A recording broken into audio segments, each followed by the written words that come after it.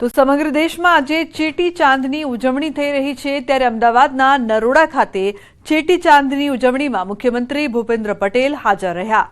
Ahmedabad municipal corporation દ્વારા કરવામાં આવ્યું આયોજન. મુખ્યમંત્રી ભૂપેન્દ્ર પટેલ શોભાયાત્રાનું તેમણે પ્રસ્થાન કરાવ્યું. મોટી સંખ્યામાં સિંધી સમાજના લોકો પણ હાજર રહ્યા છે. નરોડામાં ચેટી ચાંદની ઉજવણી, જેમાં ખાસ મુખ્યમંત્રી પણ ઉપસ્થિત રહ્યા છે. દ્રશ્યો આપ સીધા જોઈ રહ્યા છો, કઈ રીતે ઉજવણી કરવામાં આવી રહી છે. સિંધી સમાજના લોકો મોટી સંખ્યામાં અહીં પહોંચ્યા છે. મુખ્યમંત્રી ભૂપેન્દ્ર પટેલે શોભાયાત્રાનું પ્રસ્થાન કરાવ્યું હતું. તો આજે ચેટી ચાંદ છે. અમદાવાદના નરોડા ખાતે તેની ઉજવણી કરવામાં આવી રહી છે. ખાસ કરીને મુખ્યમંત્રી પોતે પણ હાજર છે.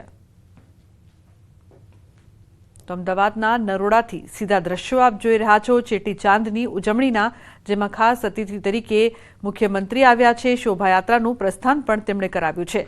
સિંધી સમાજના લોકો પણ મોટી સંખ્યામાં આ ખાસ તહેવાર પર જોડાયા છે. તો તમામ લોકો સાથે સંવાદ કરતા મુખ્યમંત્રી જોવા મળી રહ્યા છે. મુખ્યમંત્રી ખાસ ઉપસ્થિત છે. શોભાયાત્રાનું તેમના દ્વારા પ્રસ્થાન કરાવવામાં આવ્યું છે.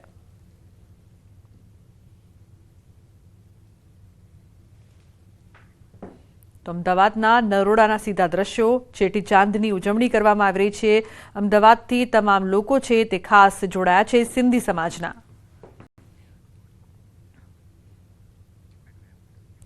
તો રાજકોટ ન્યારી ડેમ હિટ એન્ડ રન કેસને લઈને મહત્વના સમાચાર. અકસ્માતમાં ઇજાગ્રસ્ત યુવક પરાગ ગોહિલનું મોત થયું.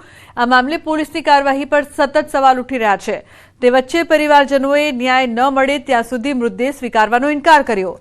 પીડિત પરિવાર સાથે બહોળી સંખ્યામાં સમાજના લોકો અને આગેવાનો હોસ્પિટલ ખાતે પહોંચ્યા. મૃતકના પરિવારજનોએ અકસ્માત સર્જનાર સામે ગંભીર આક્ષેપ કર્યા હતા. અકસ્માત કરનાર ડ્રાઈવર બદલિયાનો આક્ષેપ લગાવવામાં આવ્યો. ડ્રાઈવર બદલિયાના સીસીટીવી પણ રજૂ કરવામાં આવ્યા. સમગ્ર મામલે પોલીસે કાર્યવાહી શરૂ કરી છે. પ્લસમાં ડ્રાઈવર બદલાવી અને સૌથી મોટો ગુનો કરેલ છે, અને એક અમીર બાપના નબીરાને બચાવવા માટે અને એક ગરીબ જે છોકરો છે કે જે 18 વર્ષનો કે જેને બાપ નથી, એને ન્યાય ન મળે, અને પોતાના દીકરા અને બીજાના દીકરા કાંઈ નહીં, પોતાના દીકરા માટે બધી મહેનત અને બીજાના દીકરા માટે કશું નહીં કરવાનું. તદ્દન ઉપજાવી કાઢેલ વાત છે કે 30 લાખ લીધા, નામ લીધા. એમ આ લોકો નબીરાવને બચાવવાની વાત છે અને મુદ્દો ભટકાવવાની વાત છે. હવે શું માંગ છે તમારી? અમારે ન્યાય જોઈ છે.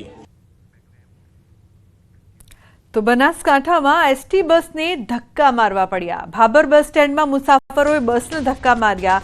બસ ચાલુ કરવા માટે મુસાફરો કામે લાગ્યા. ભાભર અમદાવાદ બસને મુસાફરોએ ધક્કા લગાવ્યા હતા. એક બાજુ ભાડુમાં વધારો અને બીજી બાજુ બસને ધક્કા મારવાના દ્રશ્યો.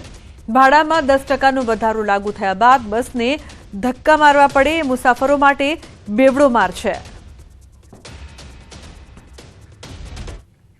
તો રાજકોટના ગોંડલ ચોકડી બ્રિજની હાલત જર્જરિત બની છે.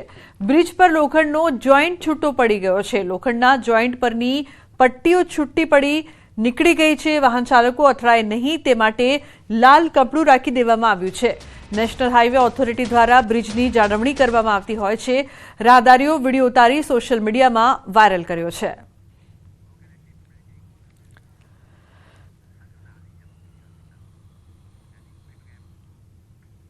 શું તમે ક્યારેય સાંભળ્યું છે કે ગાયને જોઈને સિંહ ભાગે?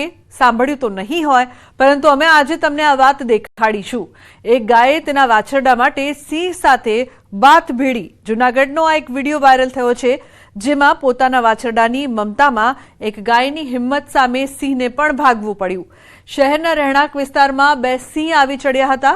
વડાલા ફાટક નજીક 2 સિંહે બાળ ગૌવંશનું મારણ કર્યું હતું. જે બાદ બાળ ગૌવંશની માતાએ સિંહોને મારણ સ્થળેથી ભગાડ્યા હતા. બાળ ગૌવંશનો શિકાર કરતા તેની માતા સ્થળ પર દોડી આવી હતી. 2 સિંહની હાજરી હોવા છતાં વાછરડાની મમતામાં ગાય 2 સિંહ સાથે બાથ ભીડી દીધી. એટલું જ નહીં, મમતામાં ગાયની હિંમત જોઈને સિંહ પણ મોંમાંથી મારણ છોડીને સ્થળ પરથી ભાગવું પડ્યું. જોકે આગળ જઈને સિંહે બીજા બાળ ગૌવંશનો શિકાર કર્યો. હાલમાં વાડલા ફાટક પાસેની ખુલ્લી જગ્યાનો વિડીયો વાયરલ થયો છે, જેમાં પોતાના વાછરડાને બચાવવા ગાયે હિંમતભેર સિંહનો સામનો કર્યો.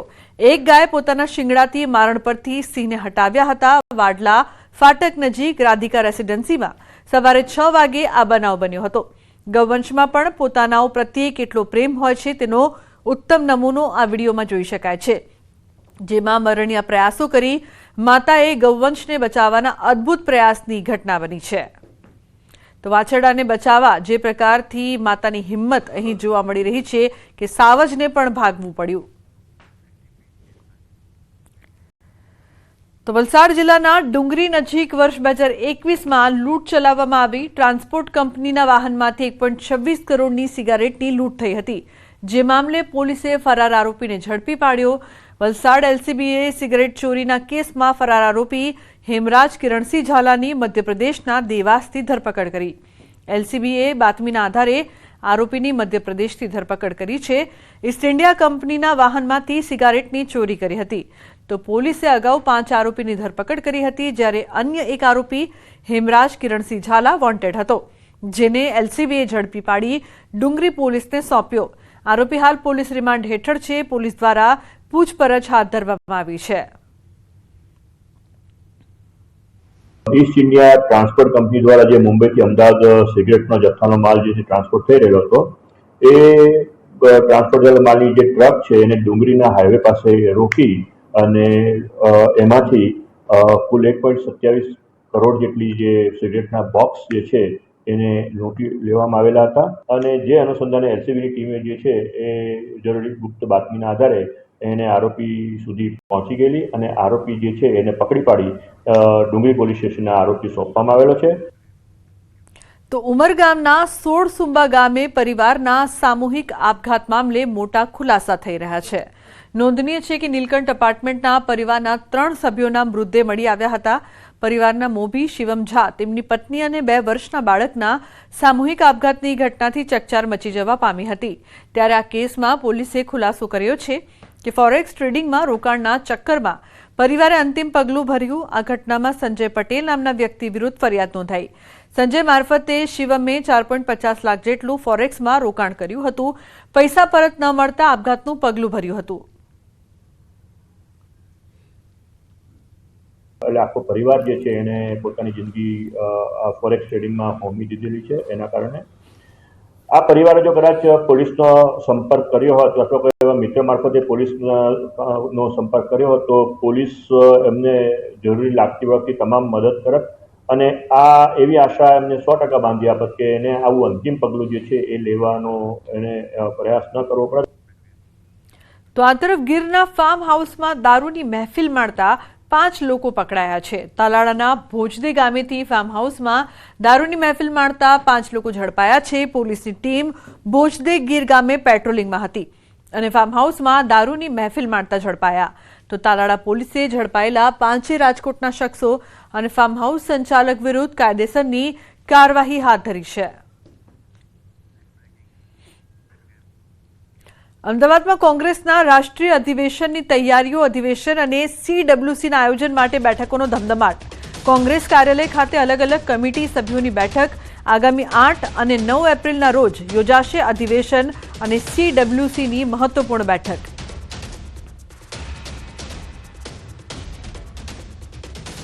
અમદાવાદમાં બેદરકારી બદલ સ્કૂલને નોટિસ. સ્કૂલ સંચાલકોને DEOએ નોટિસ ફટકારી છે. મણિનગરની નેલ્સન સ્કૂલ સામે કાર્યવાહી. અમદાવાદ જિલ્લા શિક્ષણ અધિકારીની કાર્યવાહી. તો શિક્ષણ નિરીક્ષકને કાર્યવાહીમાં બેદરકારી બદલ ખુલાસો કરવા આદેશ આપવામાં આવ્યો. હંગામી ધોરણે ખસેડવામાં આવેલી સ્કૂલમાં સ્થાનિક લોકોએ મચાવ્યો હતો હંગામો. તો જૂના જર્જરિત બિલ્ડિંગ સામે 1 વર્ષ માટે નવા બિલ્ડિંગમાં સ્કૂલ ચલાવવા અપાઈ હતી મંજૂરી. સ્કૂલ સંચાલકે બીજા વર્ષે પણ એડમિશન શરૂ કરતા સ્થાનિક લોકોએ નોંધાવ્યો હતો વિરોધ. તો રહેણાંક વિસ્તારમાં સ્કૂલના કારણે ટ્રાફિક અને પાર્કિંગની સમસ્યા સર્જાતી હોવાનું સ્થાનિક લોકોનું કહેવું છે.